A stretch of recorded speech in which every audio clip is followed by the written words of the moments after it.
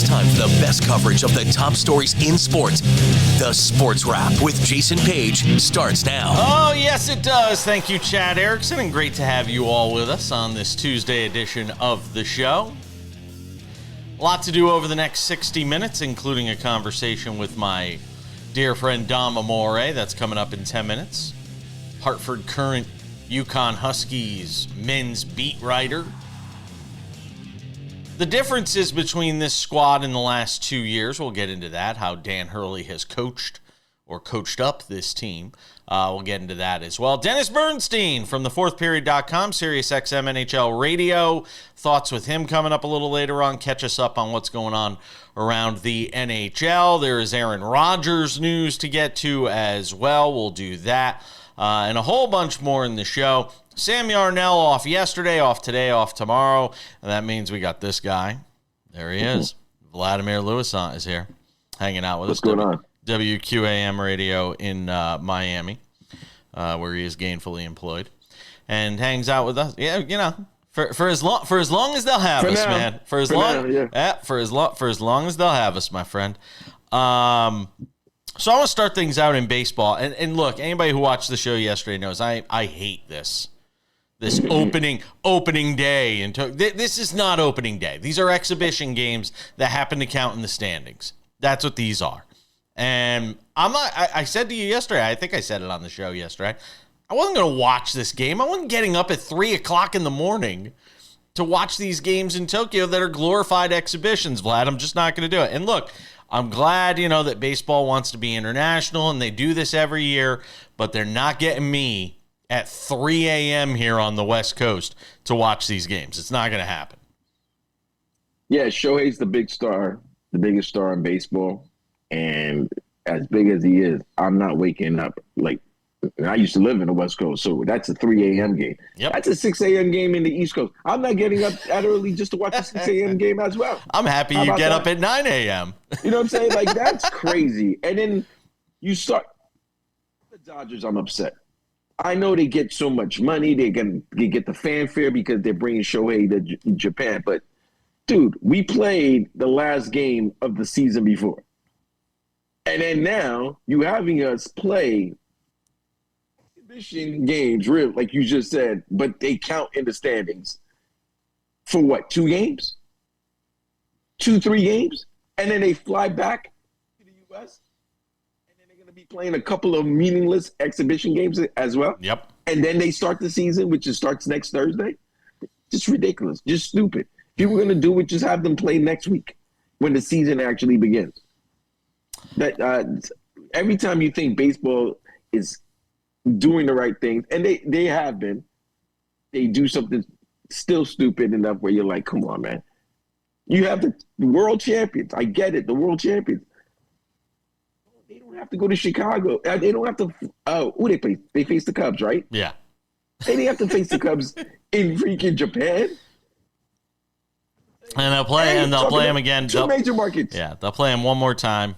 They'll play them one more time on Wednesday, and then they'll fly back to the U.S. Yamamoto was good, 5 innings, an earned run, 4 strikeouts, 3 hits. Imanaga was really good, 4 innings of shutout ball, and then they turn it over to the bullpens. These guys aren't stretched out yet, so you're not even so you're bringing baseball to Tokyo, but you're not even bringing the best of baseball to Tokyo because none of these guys are stretched out yet. I mean, why I don't understand why they can't do this. Figure out a way to do it during the regular season, like the actual regular season. If you're going to do something like this, this is why. Yeah, you're right. This is why I think this is so confusing. They go to England. Yes, thank you.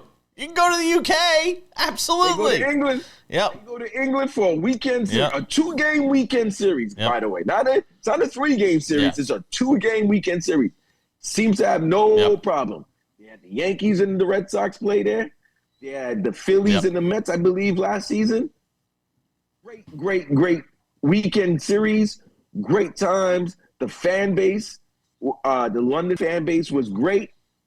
You can do it in the middle of the season. You can. Just don't do it in the pre-season spring training. I agree. There's something to say about injuries as well around baseball. We'll do that in a moment after a word from our friends over at Edge Boost.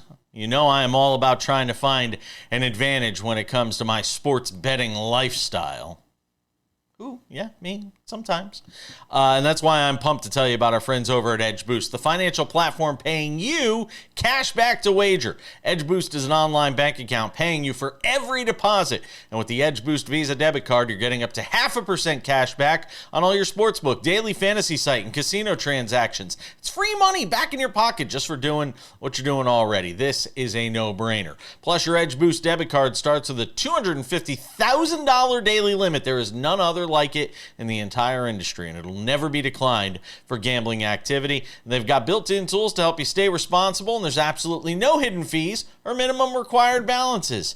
Don't leave money on the table. Head over to edgeboost.bet to learn more and sign up today. That's edgeboost.bet, or better yet, just scan the QR code below and use my promo code WRAP, WRAP, for a special upgrade to your account. That's edgeboost.bet. Go and check it out today. The NCAA tournament is here. Don't wait. Get that card now. You look around MLB rosters, and again, maybe this happens every year and I'm just immune to it, but it feels like there are just a ton of injuries right now. Freddie Freeman was out of this game for the Dodgers because of a rib injury. You're looking at the Twins being without Royce Lewis on opening day right now. He's always banged up. Darvish is dealing with fatigue. Fatigue. The season didn't even start yet. We're talking about fatigue with Darvish. You've seen all these things with the Yankees. Clark Schmidt missed his start yesterday. You've got all these injuries on the Yankees. It just, man, it feels like half of baseball is going to be on the injury list when we start the season, Vlad. Which makes, I don't understand. They got a month. And it's like we said, they're not play. It's not like they're playing 9 innings. They play 2 innings. Yeah, they play 2 innings. Get there 1 or 2 at bats, throw a certain amount of pitches. Why are they getting hurt? I just don't understand that. Which means to me, you were hurt in the off season and came into camp. Or that's my theory. Or you're not taking care of yourself during the off season. You're hammering down. The PAPs, the PBRs. You're hammering down the PBRs, and you're not taking care of yourself. That's what it says to me. Is these guys aren't taking care of themselves in the off season. Could have something to do with it. Just saying. Dom Amore covers the UConn Huskies for the Hartford Courant as they embark on a mission to win a 3rd straight national title under Dan Hurley. We'll talk with my man, Dom Amore, as we continue on Sports Wrap on this Tuesday.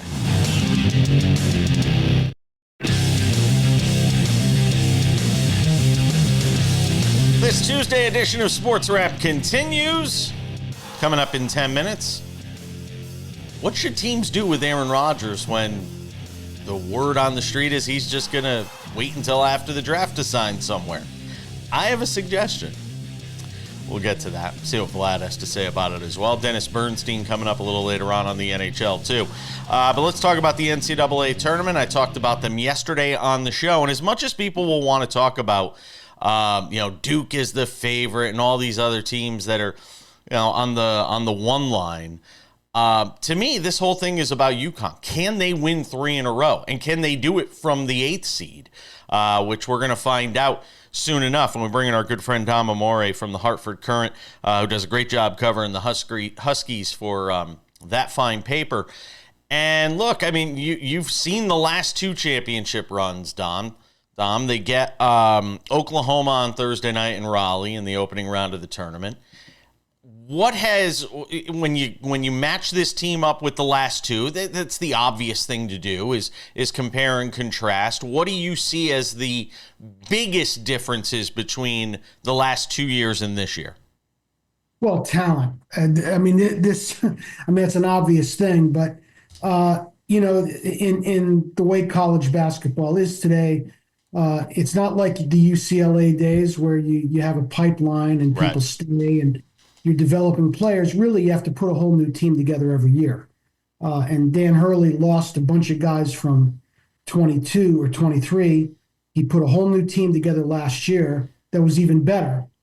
And he tried to do that again this year, but He has not put quite as good a roster together. This is the matchup we We've got some thought. flaws there. You don't quite have enough at point guard.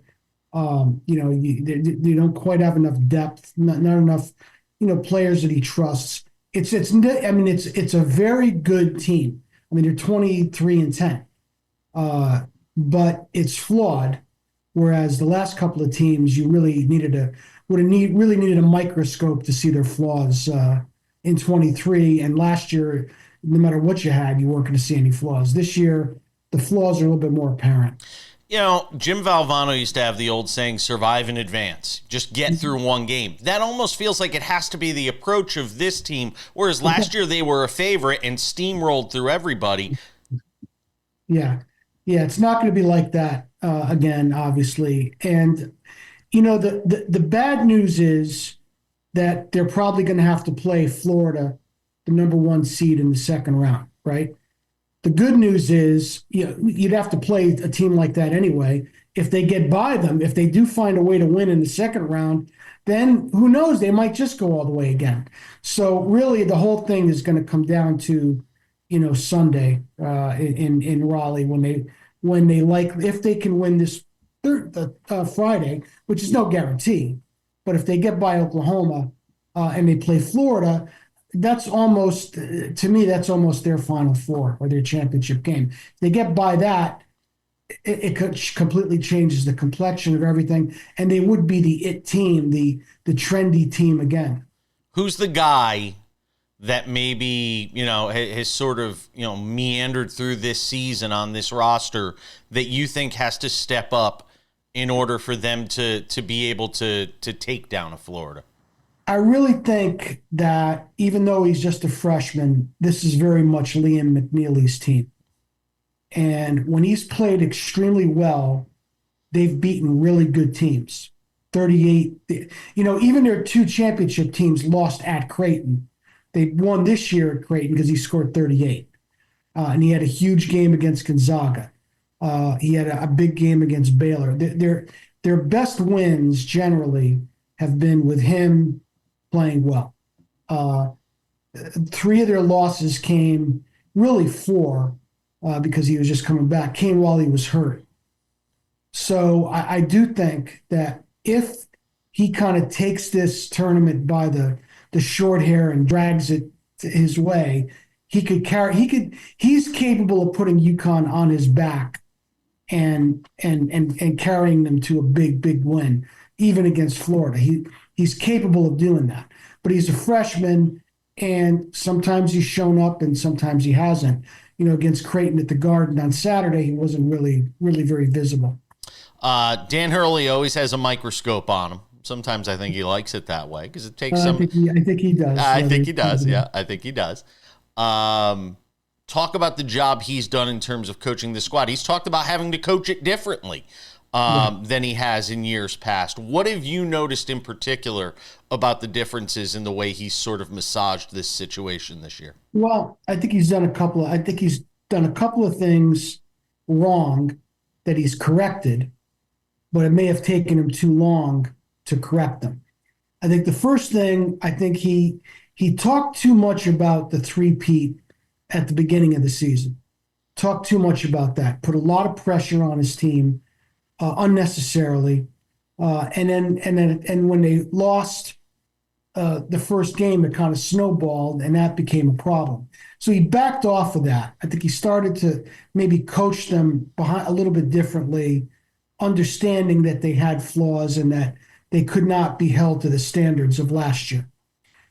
Then, along those same lines, but more in the X's and O's field, last year's team was known for his complicated, sophisticated offense, what he and Luke Murray did in terms of, pulling plays and concepts from Europe. A lot was made of that. I wrote a big thing about it. I spent an afternoon in their war room, and we looked at film and all of that stuff.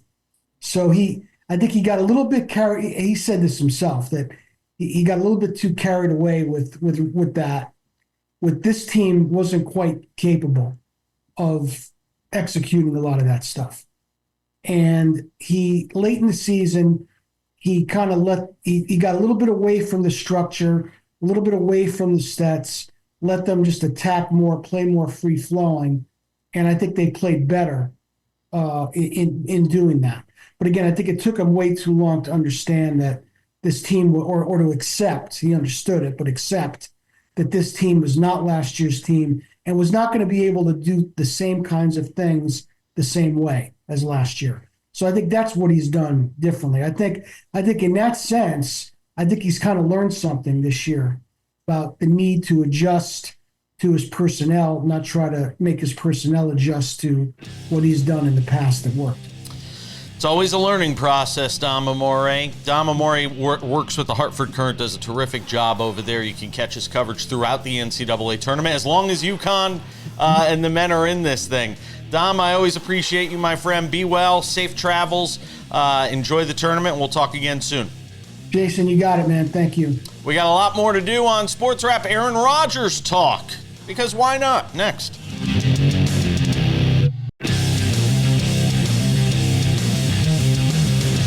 Coming up in 10 minutes, my man Dennis Bernstein, SiriusXM NHL Radio, thefourthperiod.com. He'll drop by, lend his expertise on what's going on around the NHL.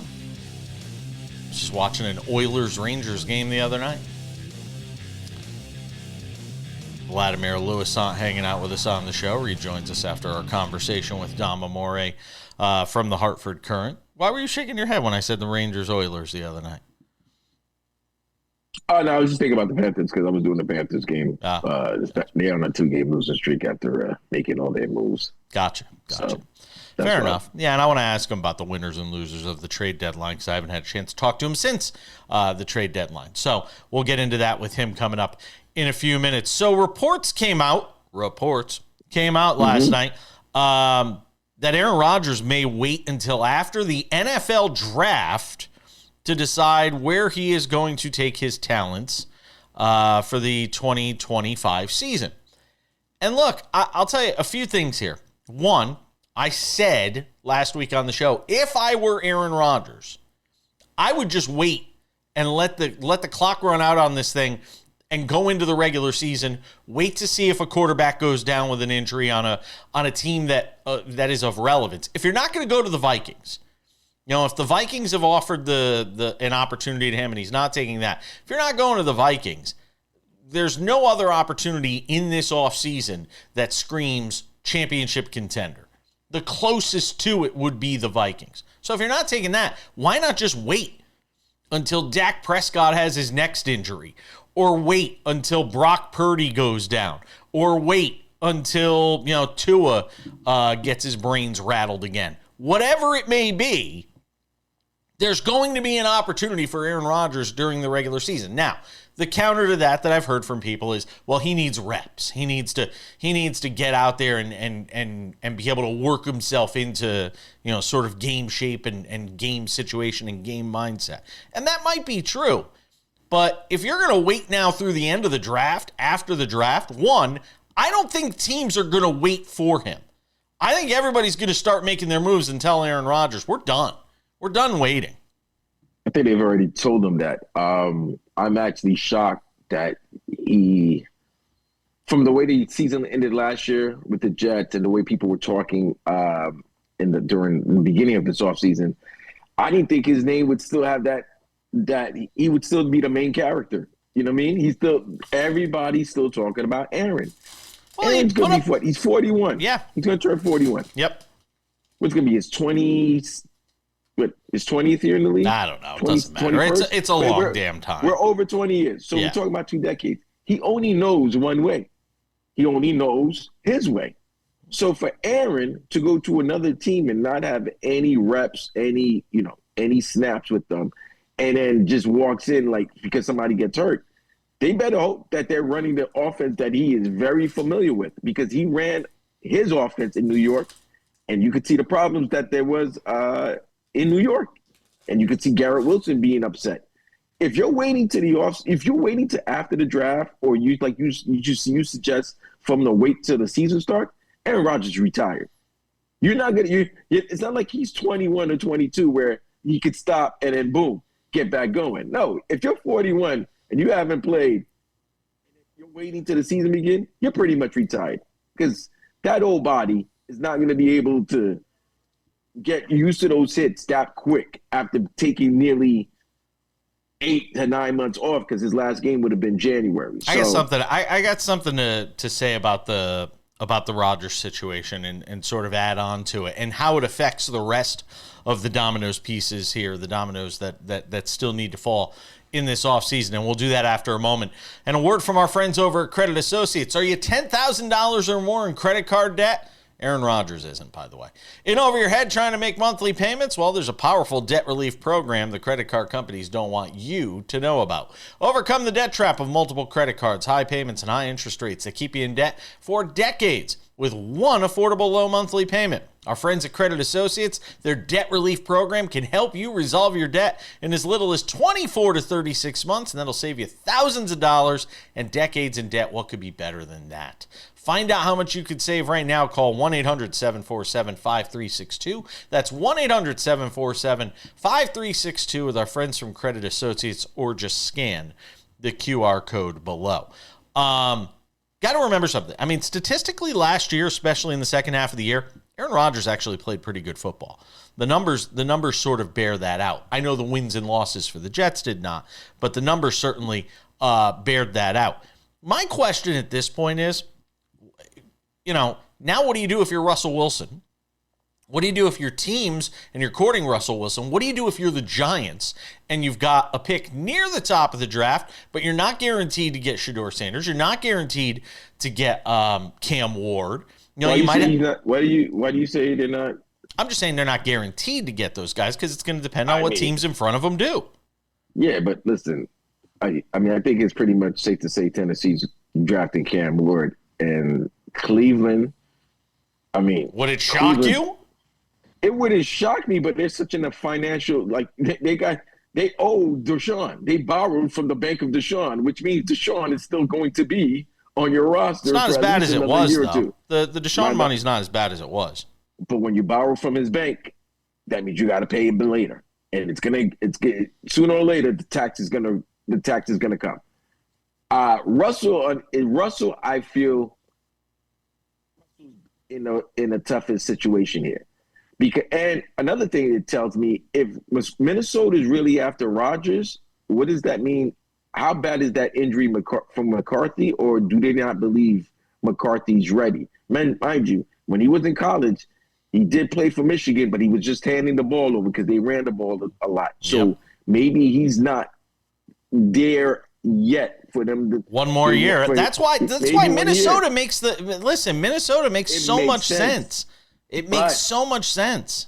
But I think right now Aaron's ego is feeling good because at the end of the season, it looked like nobody wanted him. Now you have a couple of teams that want you and are willing to play by your rules and wait for you to give your answer. Russell, on the other hand, he's screwed because Aaron's really controlling Russell's future. And Kirk, and in the meanwhile, you're the Falcons, and you just paid a $10 million roster bonus to Kirk Cousins, who may not even be on your roster by the time the opening of the season comes. Well, if you could find a trade partner, that'd be great. But if you can't, you're stuck. That's why Russell needs Aaron to make his mind up so that Russell and Ciara can know where they're going to be living next. Because Pittsburgh wanted Justin Fields. It's true. They need Russell back. We'll see how it plays out. And look, there's a possibility Aaron Rodgers floats this story just to see what the reaction is and how teams react as well. We're coming back. We got more to do with Dennis Bernstein next.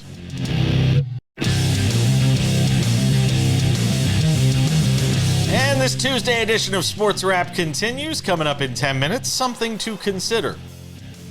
Cameron Brink wants the Sparks to reconsider the idea of just inviting dudes off the street to practice with the team. We'll get to that coming up. Let's bring in our friend Dennis Bernstein. Is that a wry smile I see on your face from that Cameron Brink story? You could say that. I think that's an apt description. Wry. I love it. I always get a kick out of seeing our guests respond to what I have coming up in the next segment and how I sort of tease it. So I haven't talked to you since the trade deadline. Based on what we've seen so far since the deadline and at the deadline itself, who got the best of it in your mind? Right now, the Colorado Avalanche. Not only did they get a number 2 center in Brock Nelson, but they got a great number 3 center in Charlie Coyle from the Bruins. And they've won 2 straight. They won in overtime the other night against Dallas, and they're 8-1-1 in the last 10. So as great as the Winnipeg Jets have been playing, I don't think they want to see the Colorado Avalanche in the second round, assuming if form holds here. But I would have to say the Colorado Avalanche right now. All right, I like it. Couple interesting stories around the league before we get to sort of what's going on right now. Your reaction, first of all, to the NHL regular season games in Sweden next year. Well, since I've been to Sweden 3 times already, Jason, I'm pretty overjoyed about it. So I think it's great. I think the fact that Sidney Crosby and the Penguins are going over to Europe for the first time in 17 years is something as well. So look, I get it. Like if you don't want to, watch in the middle of the day or get up very, very early to watch those 2 teams in November, I get it. But it's how you grow the game. And given what's going on with the Four Nations tournament and everything else about this game, it's just the way they promote it. So, and not for nothing, it's not a charity either, Jason. Those tickets sell out usually within 10 or 15 minutes. So there'll be 2 packed houses in Stockholm. Hopefully I'll find a way to get there in November, but it's another way to grow the game. All right, we're in the final push here for the postseason for a lot of these teams. I was watching the Rangers and Oilers over at the one of the local sports books here the other day. Give me some thoughts on this Rangers team right now, which is the second wild card. And not just the Rangers, but teams that might be able to make some noise if they do scrape in. We know the teams at the top are obviously really good, but is there a team, and the Rangers might be one of those teams, I know you liked them before the season started, that if they get in, could be really dangerous? To be frank, no.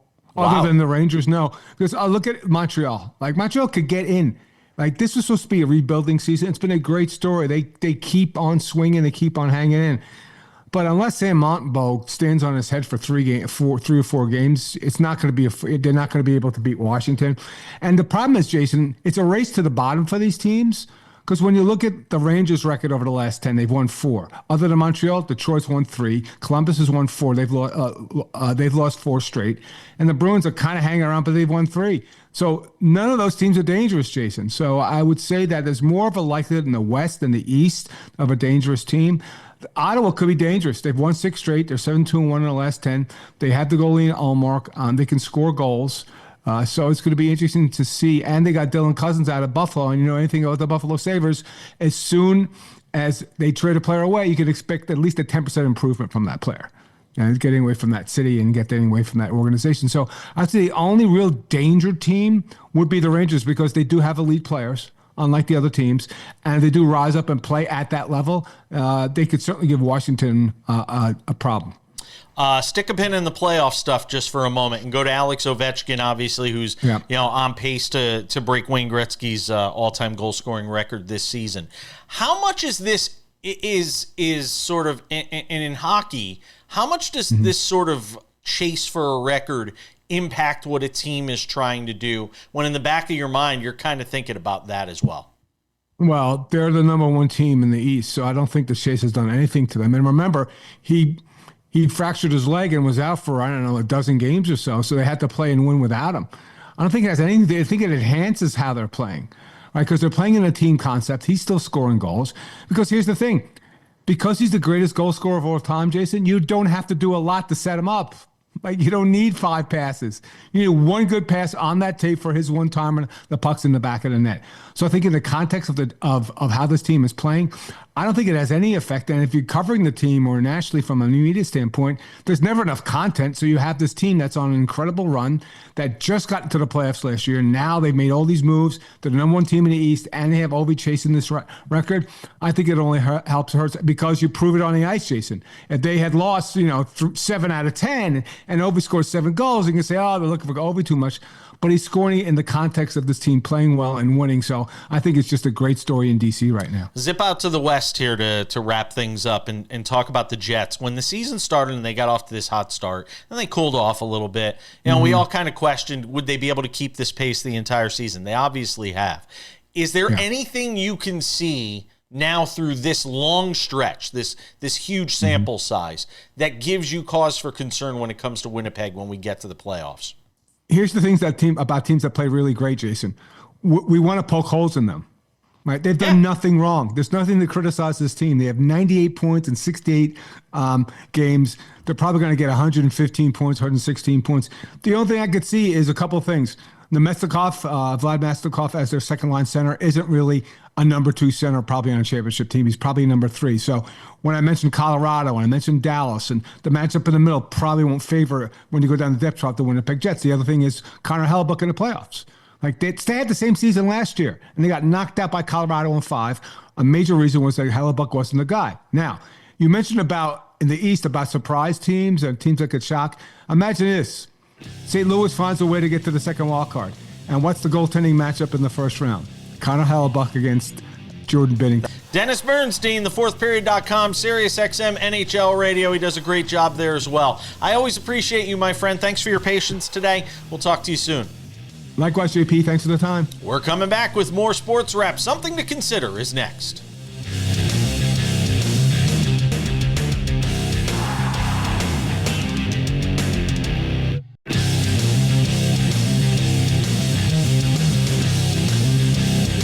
Good to have you with us on this Tuesday edition of Sports Wrap. Coming up in 10 minutes, it's odds and ends to wrap things up. Not a good night to be Tracy Morgan. Woo! Ay. Getting wheeled out on like one of those sad-looking wheelchairs after... Well, he lost his cookies, let's just say. Whew. And more. Yeah. Pick the wrong meal, man. They offer you the fish or the steak. You take the steak. Don't take the fish. I don't know about that. I don't know about any throwing up that has your nose bleeding. Well, I will tell you. Well, we'll get into it in odds and ends. TMZ literally just had a report come out on this. So, for what it's worth, it's TMZ. So we'll get to that coming up a little later on in the show. The world's most accurate news source. Hey, listen. Sometimes TMZ. No, I'm not making fun of them. I'm not making fun of them. Right, I'm actually being serious. All right. So I don't want Harvey Levin coming after me. No, bro. You know how many stories over the past 5-7 years that TMZ is broken and people have started going to TMZ as a source? Yeah, absolutely. Harvey Levin, we love you. Well, not really, but respect. Game respects game. We respect you. We respect. Game respects game. Cameron Brink does not like the idea that the LA Sparks were going to put men on their practice squad, like to practice against. And by the way, this isn't all that uncommon in women's basketball that teams do this. I guess she had an issue with the fact that it was basically put out on social media by the Sparks. Hey, come and, try out to be on our sort of practice squad. And I think there is something to be said for at this point in where we are with women's basketball. You can't find enough women to body up against these women in practice. That you got to go and find men to sort of take those jobs. I think it's kind of lame. And Cameron Brink said something to the effect of, which I thought was kind of funny. She said, "Look, if I've got to sit there and practice with men," she goes, "I am not boxing out guys in practice." And you kind of can get the gist of what she's saying as to why she's not going to box out guys in practice. It's kind of an interesting point to be made. And where we are with women's sports right now, Vlad, is it a fair point to suggest that you shouldn't need men on these sort of practice squads? No, but this was also, like you said, this is not anything that's new. I mean, the Tennessee Volunteers, that's how Pat Summitt used to get those girls ready for the season, the tournament, is to have guys come in, intramural guys, to play them physical, play them tough, knowing that the girls have more skills and talent than these gentlemen, but they got them prepared. Now the game is elevated, and I would think someone of Cameron Brink's stature, if she's boxing out a guy, especially a guy who's not a formidable athlete, she doesn't want to be doing any bumping and grinding that necessarily she doesn't have to do. But it's also, you've been asking for women's rights. Kind of you kind of like, you're insulting men. You kind of say you don't want to put what's going on here. Because I thought it was 50-50. It's helped you before. It's not better. She hasn't played against guys before. So if it's one thing that there's not, is it something telling that there's not enough women for you to have to go against to practice? That's something. You know what I'm saying? But I would think the game's elevated enough that you should be, the LA Sparks shouldn't have to put a public ad asking for people to come work out with their team. You should have that. Or you should have, usually in basketball, isn't like 25 people trying to make a team or something like that? By the way, it should be noted that the Sparks have taken down the ad that was on social media.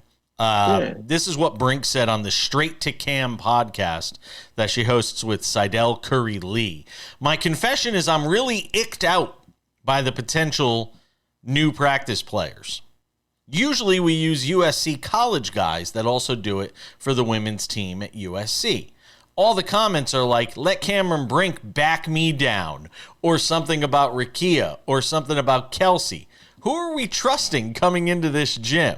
She's basically saying, I don't want, strange guys coming into this gym that, are just looking to do it because I'm Cameron Brink. Something to be said. There's something to be said for that. Like, how are you gonna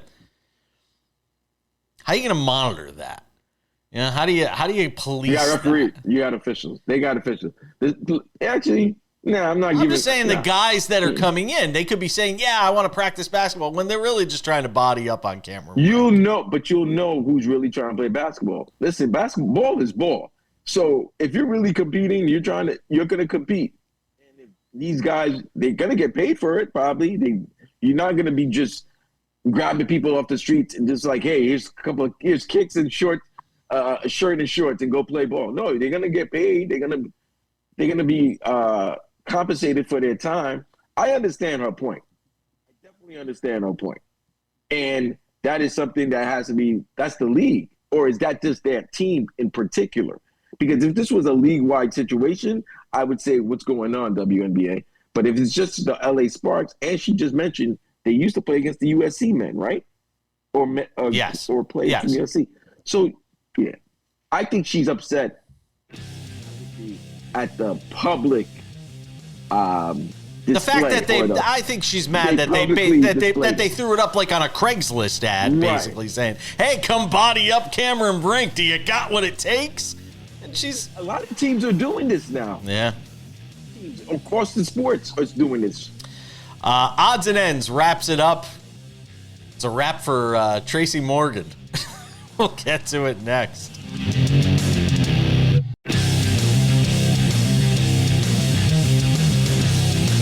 All right, just about time to put the wraps on this baby for a Tuesday.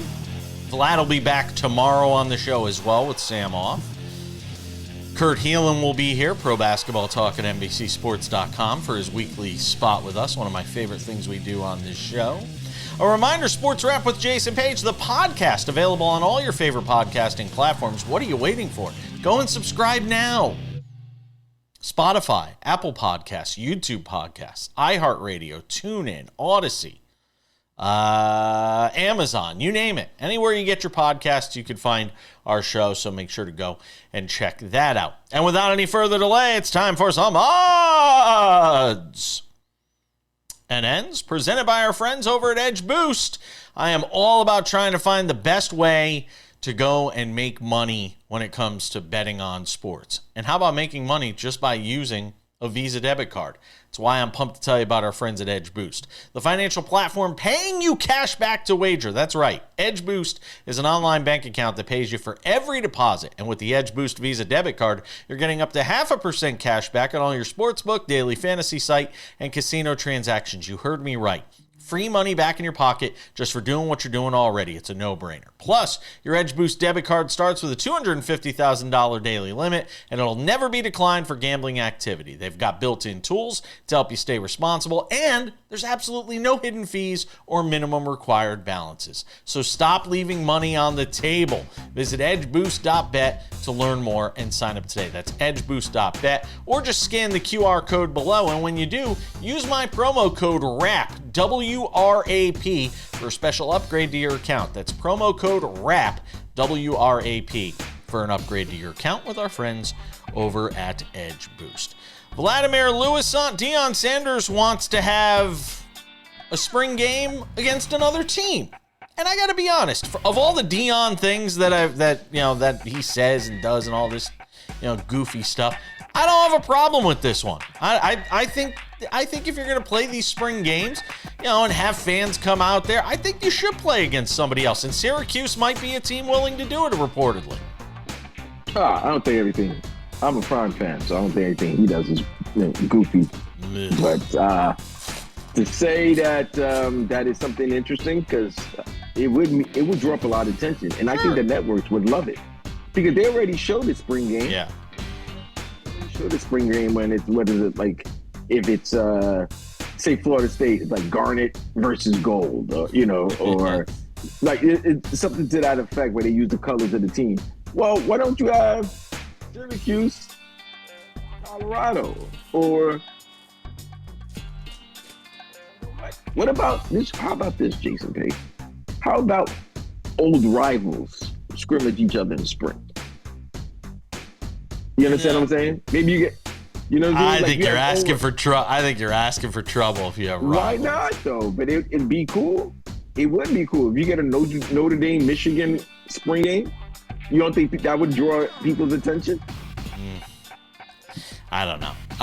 We'll leave that on. We'll put a pin in that. We'll put a pin in Alabama versus Clemson spring game. You don't think that's going to draw attention? Let's put a pin in that one for now.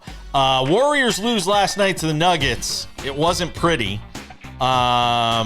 especially considering the Nuggets were without some of their talent in this game. They're two best players. Yeah, I mean, and look, after the game, you had Steve Kerr saying, "Hey, we might need to give Stephen Curry some rest." He missed 10 of his 14 3-point attempts in this game, and the Warriors lost a tough loss at home against a Nuggets team that they could see in the postseason. Yes, that could be a potential 2-7 matchup. Yep. But then this is what a week ago, they're on a 7-game winning streak. That mean that their winning streak was snapped by last night's loss. But when he hit the shots when they beat the Knicks in the Garden, when they were on that road trip and was winning, everybody was saying, "Oh, Steph Curry was playing some unbelievable basketball. He might make a second team All NBA." And then he has a couple of bad games. Now he's tired. Well, I mean, he is 37. He could be tired. This is his head coach taking some of the heat off him for a couple of bad games. I don't need my head coach to take heat off me when we've been winning. And I've been helping you win, and I've been the leader in our 7-game winning streak. Is he 37? Yes. Does he need rest? Maybe. But you're in a battle, so there ain't no time to rest. You're trying to avoid that playing. Odds and ends, Vladimir Lewis, on the end for whatever was in Tracy Morgan's system last night on the floor at Madison Square Garden. By the way, I should have given our audience a warning. If you're eating dinner, I apologize. You might want to turn away. Tracy Morgan lost it. No, we just did the still where he's doing the Linda Blair projectile vomit onto the floor. Rough night for Tracy Morgan, man. So, watching the game, and I'm watching the ESPN broadcast. I wasn't watching the MSG. I just like, all right, it's a little late in the game, right? So, Jason, they say somebody threw up courtside. Now, me being a joker that I am, I go in my group chat and go, "Hey, man, why Tracy Morgan threw up courtside?" This is before anybody knew who did throw up. Yeah. Time is going on. I'm like, this is taking forever. Then all of a sudden, X goes and says, Tracy Morgan threw up. And I'm like, oh my God. And to see the projectile against his face, oh my God. The heat. That wasn't food. That was liquid. It could have been also. He made Tracy Morgan throw up. I was going to say, it could have been Tracy Morgan. It could have been the heat that made Tracy Morgan throw up. Yeah. We got to go. We're out of time. I'll see you back here tomorrow, Vlad. Kurt Heelan on the show tomorrow. Thanks, Dennis Bernstein and Dom Amore. Bye-bye.